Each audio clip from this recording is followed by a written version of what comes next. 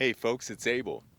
We are in the absolute middle of nowhere right now on Blue Mountain, Point of the Pines in BLM land in Utah, just outside of Dinosaur National Monument.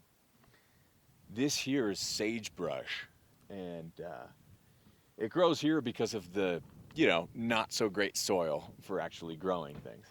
But this stuff, when the wind blows, smells out of this world.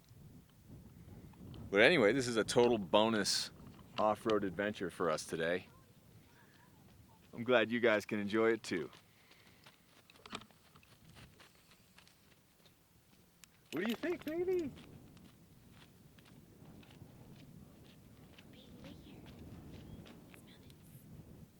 Smell it.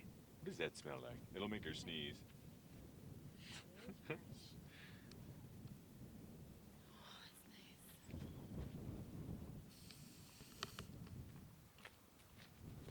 Watch our back for mountain lions and bears. Oh, and rattlesnakes. This place is crazy. As always, folks, check out abeljames.com for more.